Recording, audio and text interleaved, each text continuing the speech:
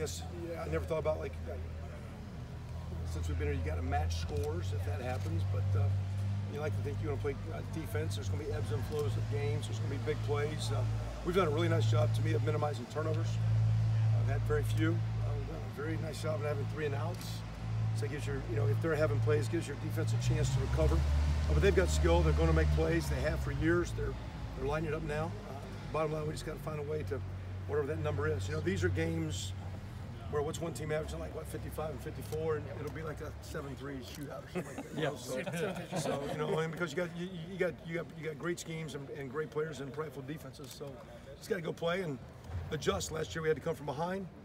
You just got to adjust and play the game. And in this kind of game, is the offensive line even more important in this kind of game to be able to control play for you guys to keep your defense off the field similarly?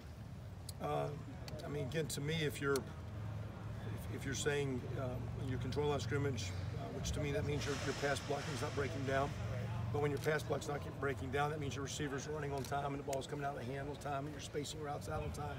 And when there's loud noise, does that communication slow you down? And not playing faster, no huddle-wise, but just those things happen because every time you're doing something, you're running passing game in relation to time.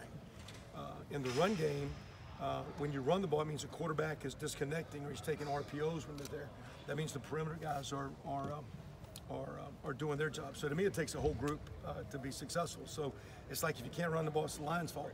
I don't buy that. If you can throw the ball, that means your line's doing well. If you can run the ball, it means your receivers are doing well. So I think it's going to take all 11. When you're on the road, it's going to be tough. It's going to take everybody. It's going to take more than 11. We play with a lot more than 11 guys. It's going to take a lot of guys this Saturday night in State College. Kevin, how prepared is Dwayne Haskins Jr. for this kind of environment? Obviously, he played well at TCU a couple of weeks ago and stuff. But what I guess has impressed you about him, and where do you think he can still grow a little?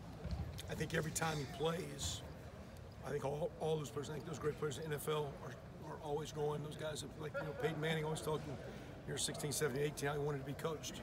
When he's getting, first of all, he's getting great coaching from Coach Day, and he did it a year ago. And the way he's playing now goes back to JT's practice habits and things that he saw every day. So, he's a tremendous practice player. He's getting better. I think you saw last year the way he handled a big situation last year in a big stage. He was ready to play well in the championship game. He was ready to play well. He was ready to play well every week. And when called upon, he's answered the bell. Now, he also looks good when the supporting cast looks good. So when the offense is clicking, the quarterback looks good and they get all the credit. When the offense is not clicking, it's probably going to be his fault. So as we play as a group, Dwayne's a big part of it and he'll do a great job. Hey, Kevin, you've been a head coach and you've been an assistant at a lot of different levels in the sport. So I think you have kind of a general, unique view of maybe what a recruiting is like and, different types of classes and stuff at different talent levels. I was just wondering, how soon into a recruiting class's arrival at Ohio State or at any place do you know whether the class as a whole is going to be a hit or not? I think we're in a right now society. I'm trying to figure this rule out. I've never heard a rule that I'm on scholarship and I've decided that I'm going to redshirt and then I'm going to transfer. So we're paying the rest of the year for you really not to play on our team. I'm trying to figure out, I'm about player benefits and the welfare and what's for their best interest. And I like the transfer opportunity, but all of a sudden, I'm through, and who wants to then collect the guy that's not even practicing or working out? And how good's that player going to be? Because the cumulative effect of your habits are going to make you good going forward. So I think players, I think coaches, sometimes we make too many rash decisions. As talented as our classes are, we're a developmental program. And sometimes those linemen need a couple, 3 years. And you look at the way Demetrius Knox came on in a couple, 3 years.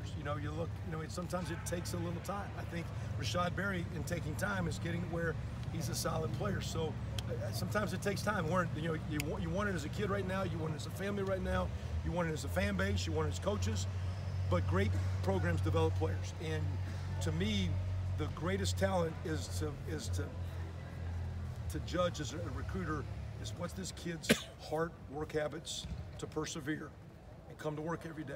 And when you surround a kid in this environment and he does it every day, 2 and 3 years down the road, some great things can happen. Kevin, just as a quick follow-up, in 2014 when Ohio State won a national championship, there were 5 or 6 huge pieces to that team that were in the 2013 class the year before.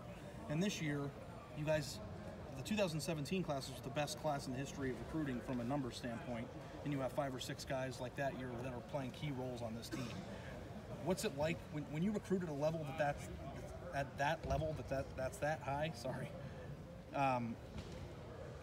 That's something that you can expect some of those guys to pop and change the culture of your team immediately, though, too, right? Because No it's doubt. happened. No doubt. And how can you tell, and when do you tell that that's happening? Well, some of those guys, for example, like Dobbins, you can tell when a workout's right away just how competitive he was. You can tell the kid's got talent. The one thing that just jumps early, whether it be in fall practice when they show up, like Tariq Smith that got in here early in fall, you can just tell the competitive motor, and if the kid's got some juice and is he mature enough and confident enough to go play as a young guy. So a lot of those guys have the talent. Some of the talent needs to be developed. What really needs to be harnessed sometimes is a culture of going hard, being consistent, doing it day after day. Some kids are ready for that and some guys aren't.